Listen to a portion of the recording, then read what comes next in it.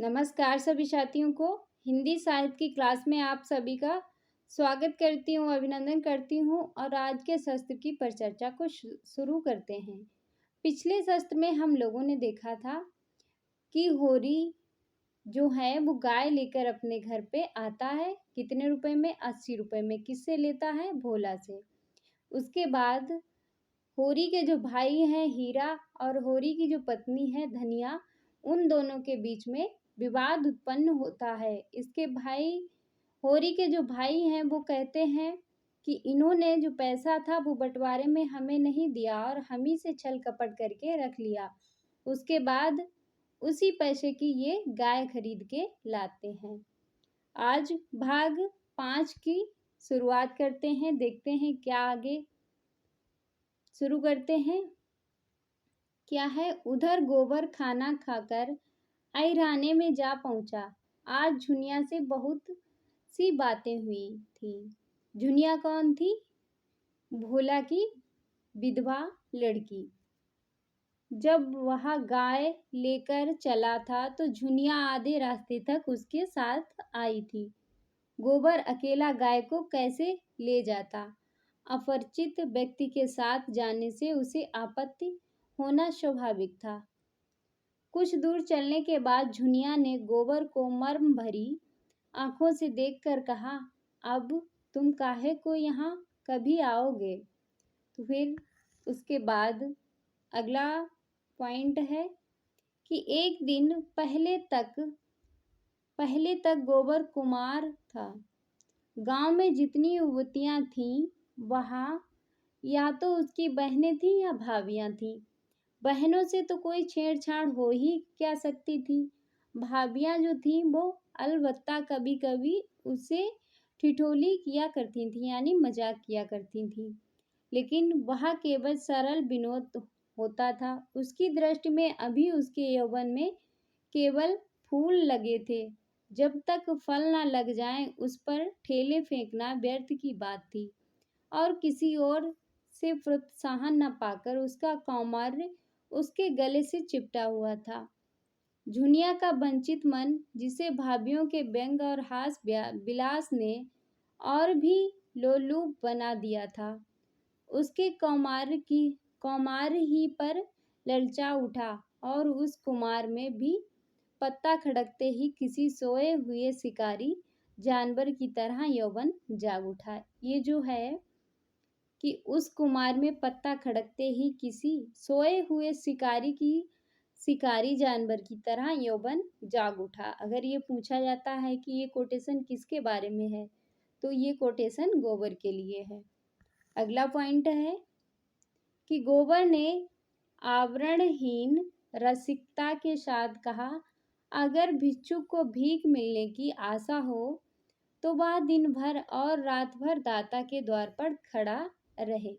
ये महत्वपूर्ण पॉइंट है कि अगर भिक्षुक को भीख मिलने की आशा हो तो वह दिन भर और रात भर दाता के द्वार पर, यानी देने वाले के द्वार पर खड़ा रहे। झुनिया ने कटाक्ष करके कहा, यह तो कहो तुम भी मतलब के यार हो। उसके बाद गोबर की धमनियों का रक्त प्रबल हो उठा। बोला, भूखा आदमी अगर हाथ फैलाए तो उसे क्षमा कर देना चाहिए। उसके बाद अगला पॉइंट है, झुनिया और गहरे पानी में उतरी। भिक्षुक जब तक दास द्वार ना जाए उसका पेट कैसे भरेगा? मैं ऐसे भिक्षुकों को मुंह नहीं लगाती। ऐसे तो गली गली मिलते हैं। फिर भिक्षुक देता क्या है? आशीष। आशीषों में तो किसी का पेट नहीं भरता। उसके बाद मंद बुद्धि गोबर झुनिया का आशय ना समझ सका। झुनिया छोटी सी थी, तभी से ग्राहकों के घर दूध लेकर जाया करती थी। ससुराल में उसे ग्राहकों के घर दूध पहुंचाना पड़ता था। आजकल भी दही बेचने का भार उसी पर था।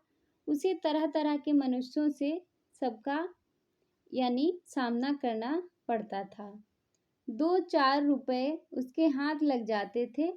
घड़ी भर के लिए मनोरंजन भी हो जाता था, मगर यहाँ आनंद जैसे मंगनी की चीज हो। उसमें टिकाव न था, समर्पण न था। अधिकार न था। वह ऐसा प्रेम चाहती थी जिसके लिए वह जिए और मरे।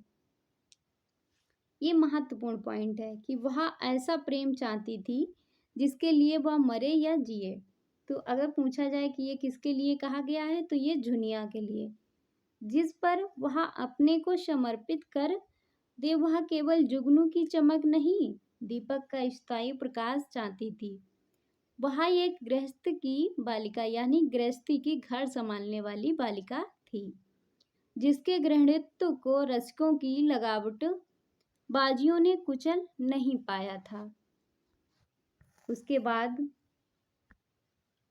गोबर ने कामना से उद्दीप्त मुख से कहा, भिक्षुक को एक ही द्वार पर भरपेट मिल जाए तो क्यों द्वार द्वार घूमे। दुनिया ने सहृदय भाव से उसकी ओर ताका। कितना भोला है, कुछ समझता ही नहीं।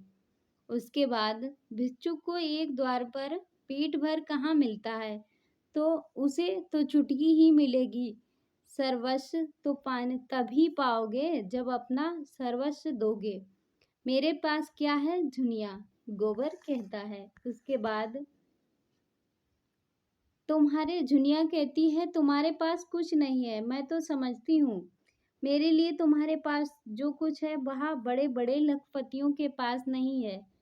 तुम मुझे भीख ना मांगकर मुझे मोल ले सकते हो। गोबर उसे चकित नेत्रों से देखने लगा। फिर जुनिया ने कहा, और जानते हो दाम क्या देना होगा? मेरा होकर रहना पड़ेगा। फिर किसी के सामने हाथ फैलाए देखूंगी तो घर से निकाल दूंगी। उसके बाद गोबर को जैसे अंधेरे में टटोलते हुए इच्छित वस्तु मिल गई। एक विचित्र भय मिश्रित आनंद से उसका रोम रोम पुलकित हो उठा। लेकिन यहाँ कैसे होगा? जुनिया को रख लें तो रखेली को लेकर घर में रहेगा। कैसी बिरादरी का झंझट है। यानी बिरादरी समाज जो है वो बहुत ही विवाद करता है। सारा गांव कांव कांव करने लगेगा। सभी दुश्मन हो जाएंगे। अम्मा तो इसे घर में घुसने भी ना देंगी। लेकिन जब स्त्री को करे या नहीं डरती तो पुरुष होकर मैं क्यों डरूं?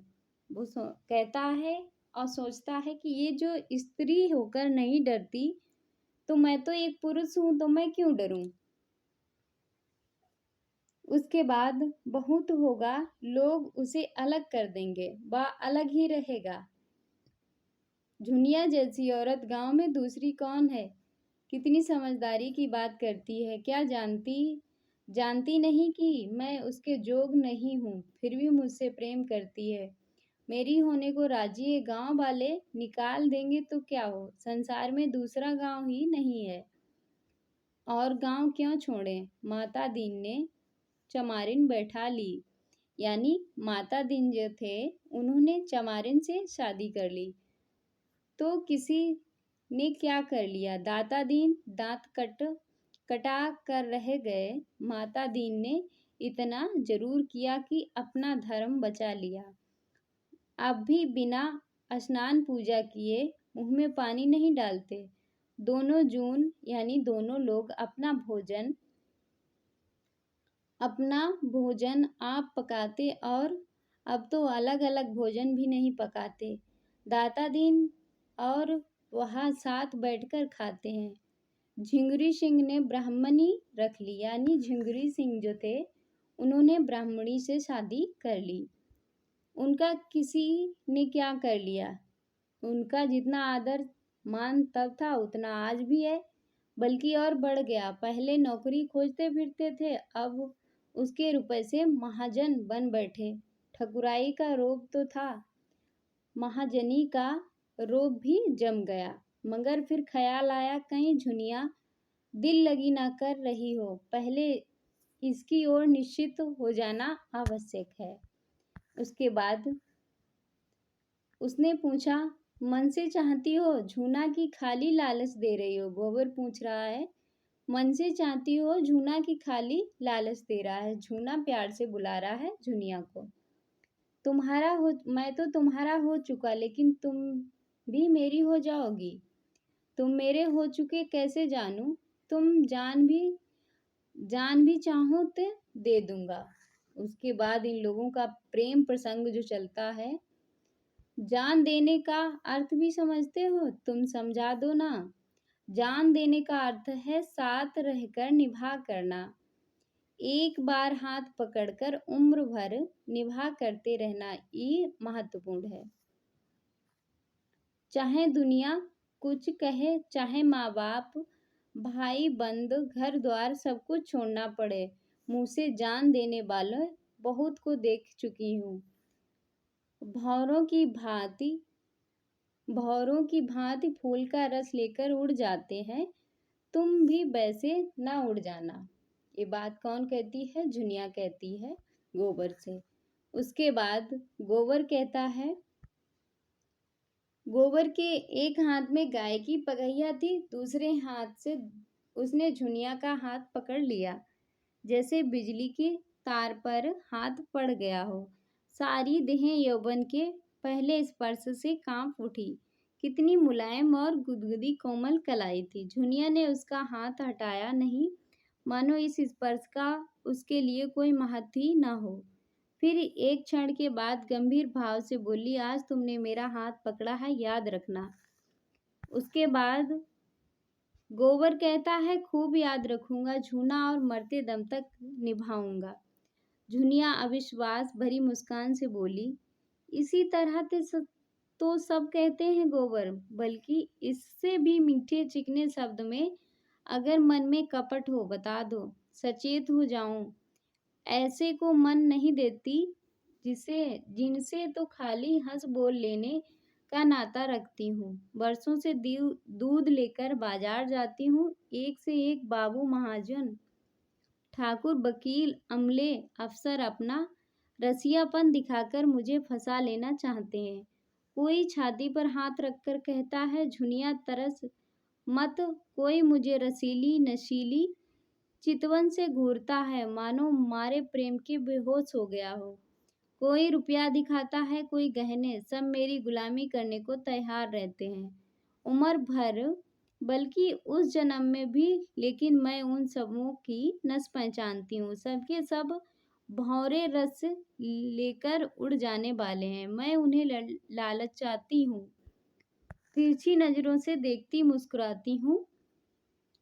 वहाँ मुझे गधी बनाते हैं, मैं उन्हें उल्लू बनाती हूँ। मैं मर जाऊं तो उनकी आंखों में आंसू ना आएगा, वह मर जाएं तो मैं कहूँगी, अच्छा हुआ निगोड़ा मर गया।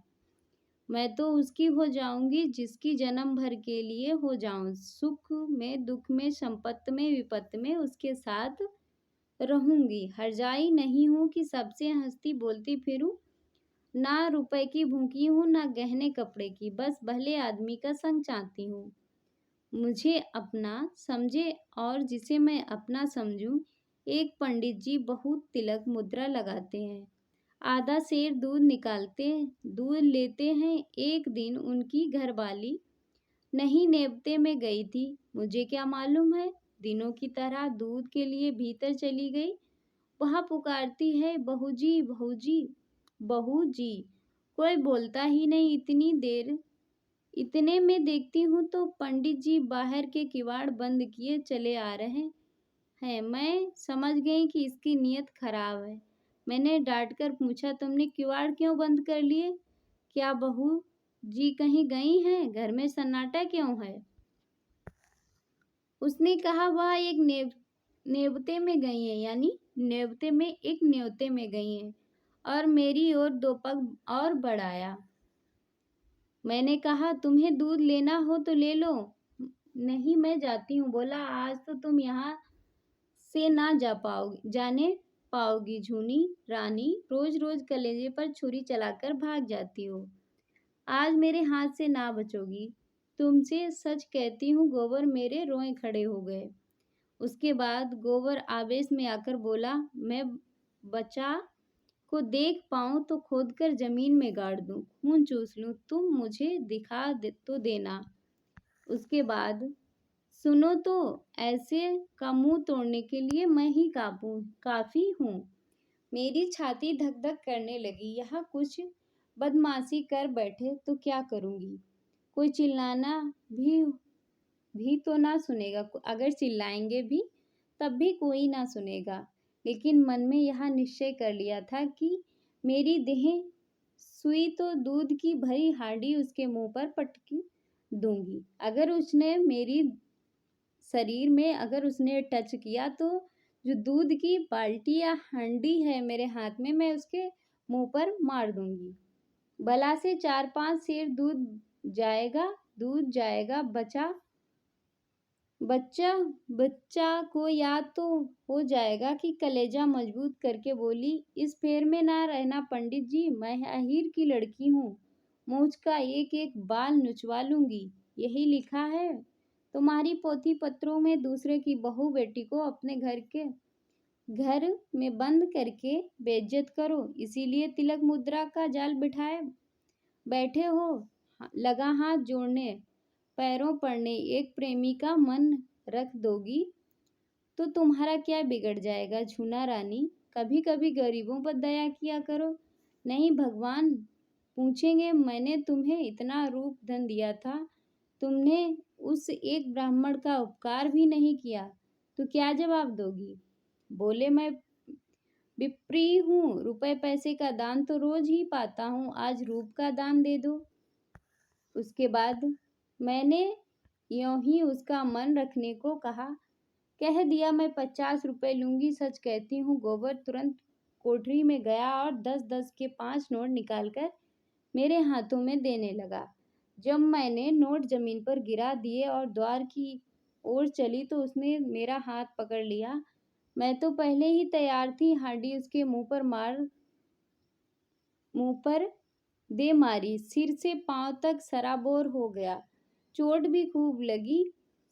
सिर पकड़कर बैठ गया और लगा हाय हाय करने। मैंने देखा अब यह कुछ नहीं कर सकता तो पीठ में 2 लातें जमा दी और किवाड़ खोलकर भागी।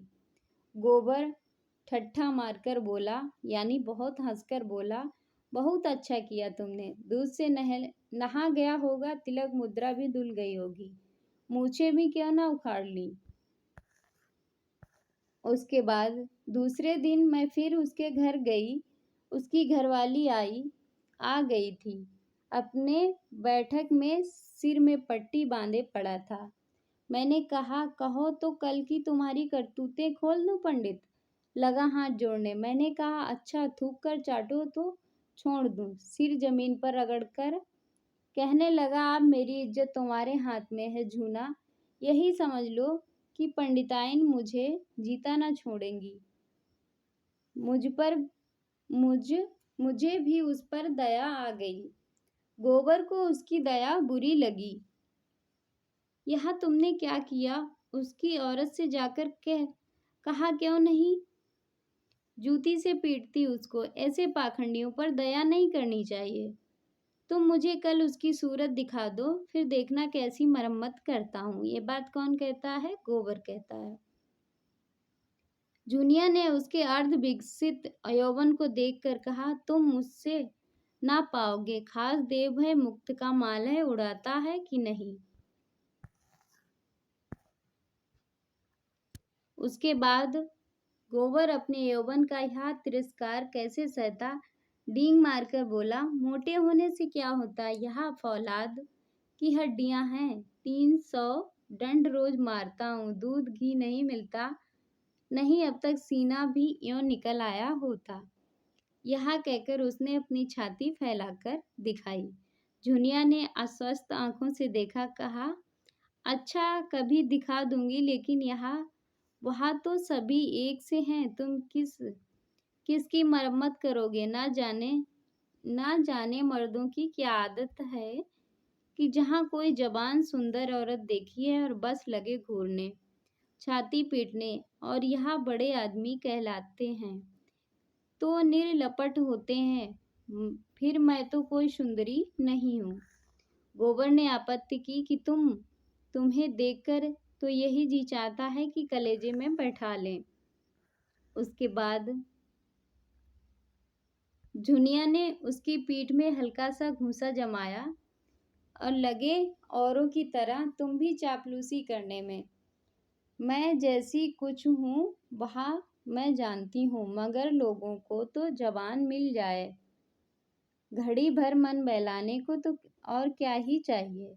गुण तो आदमी उसमें देखता है जिसके साथ जन्म भर विवाह करना चाहता हो।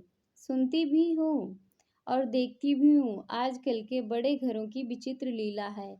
जिस मोहल्ले में मेरी ससुराल है उसी में गपड़ू गपड़ू नाम के काश्मीरी रहते थे। बड़े भारी आदमी थे। उनके यहाँ 5 सेर दूध लगता था। उनकी 3 लड़कियां थीं, कोई 20-20, 25-25 की होंगी। एक से एक सुंदर, तीनों बड़े कॉलेज में पढ़ने जाती थीं। एक साइद कॉलेज में पढ़ती थी, 300 का महीना पाती थी। सॉरी, ये एक जो लड़की थी पढ़ाती थी, साइद कॉलेज जो था उसमें पढ़ाती थी। 300 महीना पाती थी। सितार वह सब बजाबे, हारमोनिया वह सब बजाबे, नाचे वह गावे वह, लेकिन ब्याह कोई न करती थी। राम जाने वह किसी मर्द को पसंद नहीं करती थी कि मर्द उन्हीं को पसंद नहीं करता था। एक बार मैंने बड़ी बीवी से पूछा तो हंसकर बोली, हम लोग यहाँ रोग नहीं पालते, मगर भीतर ही भीतर खूब गुलछर्रे उड़ाती थी। जब देखूं 2-4 लड़के उनको घेरे हुए हैं। जो सबसे बड़ी थी वह तो कोट पतलून पहनकर घोड़े पर सवार होकर मर्दों के साथ सैर करने जाती थी। सारे शहर में उसकी लीला मशहूर थी। गपड़ू बाबू सिर नीचा किए जैसे मुंह में कालेक्षी लगाए रहते थे। लड़कियों को डांटते से समझाते थे, पर सबकी सब खुल्लम खुल्ला कहती थी, तुमको हमारे बीच में बोलने का कुछ मजाल नहीं है। हम अपने मन की रानी हैं, जो हमारी इच्छा होगी वहाँ हम करेंगे। बेचारा बाप जवान जवान लड़कियों से क्या बोलते, मगर मारने बांधने से रहा, डांटने डपटाने से रहा। लेकिन भाई बड़े आदमियों की बातें कौन चलावे। वह जो कुछ करें सब ठीक है, उन्हें तो बिरादरी और पंचायत का भी डर नहीं। मेरी समझ से यह नहीं आता कि किसी का रोज रोज मन कैसे बदल जाता है। क्या आदमी गाय बकरी से भी गैर बीता हुआ है। लेकिन किसी को बुरा नहीं कहती भाई, मन को जैसा बनाओ वैसा बनता है। ऐसे को भी देखती हूँ जिन्हें रोज रोज की दाल रोटी के बाद कभी मुंह का स्वाद बदलने के लिए हलवा पूरी भी चाहिए, और ऐसे को भी देखती हूँ जिनके घर की दाल रोटी देखकर ज्वार आता है कि कुछ बेचारियां ऐसी भी हैं जो अपने दाल रोटी में भी मगन रहती हैं। हलवा पूरी उन्हें कोई मतलब नहीं है। हलवा पूरी से उन्हें कोई मतलब नहीं है। मेरी दोनों भावजों को देखो। हमारे भाई काने कुबड़े नहीं है। 10 जवानों में एक जवान है, लेकिन भावजों यानी भाभियों को नहीं भाते। उन्हें तो वह चाहिए जो सोने की बालियां बनवाए, महीन साड़ियां लाए, रोज चाट खिलाए। बल्लियां और साड़ियां मिठाइयाँ मुझे भी कम अच्छी नहीं लगती, लेकिन जो कहे कि इसके लिए अपने लाज बेचती फिरूं तो भगवान इससे बचाए। एक के साथ मोटा झोटा खा पहनकर उम्र काट देना, बस यही राग है। बहुत करके ही मर्द ही औरतों को बिगाड़ते हैं। जब मर्द इधर उधर ताक झांक करेंगे तो औरत भी आंख लड़ाएगी। मर्द दूसरी औरत के पीछे दौड़ेगा तो औरत भी जरूर मर्दों के पीछे दौड़ेगी। मर्द का हरजाईपन और औरत को भी उतना बुरा लगता है जितना औरत का मर्द को। यही समझ लो। मैंने तो अपने आदमी से साफ साफ कह दिया था, अगर तुम इधर उधर लपके तो मेरी भी इच्छा होगी कि वह करूं जो यहाँ चाहो कि तुम तो अपने मन कि करो औरत को मार के डर से अपने काबू में रखो। यह ना होगा। तुम खुले खजाने करते हो, वह छिप कर करेगी। तुम उसे जलाकर सुखी नहीं रह सकते। गोबर के लिए यह एक नई दुनिया की बातें थीं। तन्मय होकर सुन रहा था। कभी कभी तो आप ही आप उसके पांव रुक जाते थे, फिर सचेत होकर चलने लगता था। जुनिया ने पहले अपने रूप से मोहित किया था, आज उसने अपने ज्ञान और अनुभवी भरी बातों से, अपने सतीत्व के व्याख्यान से मुग्ध कर लिया था। ऐसी रूप गुण ज्ञान की आगरी उसे मिल जाए तो धन्य भाग ले। फिर वह क्यों पंचायत और बिरादरी से डरे। उसके बाद झुनिया ने जब देख लिया कि उसका गहरा रंग जम गया तो छाती पर हाथ रखकर जीभ दांत से काटती हुई बोली, अरे यहाँ तुम्हारा गांव आ गया। तुम भी बड़े मुहर्रे हो, मुझसे कहा भी नहीं कि लौट जाओ। यहाँ कहकर वह लौट पड़ी। गोबर ने आग्रह करके कहा, एक क्षण के लिए मेरे घर क्यों नहीं चलती, अम्मा भी देख लें। झुनिया ने लज्जा से आंखें चुराकर कहा, तुम्हारे घर यूं ना जाऊंगी। मुझे तो यही अचरज होता है कि मैं इतनी दूर कैसे आ गई। अच्छा बताओ, अब कब आओगे? रात को मेरे द्वार पर अंगची संगत होगी, चले आना, मैं अपने पिछवाड़े मिलूंगी। और जो ना मिली तो लौट जाना। उसके बाद फिर तो मैं ना आऊँगा, आना पड़ेगा, नहीं कह देती हूँ। तुम भी वचन दो कि मिलोगी। मैं वचन नहीं देती, मैं भी नहीं आता मेरी बला से।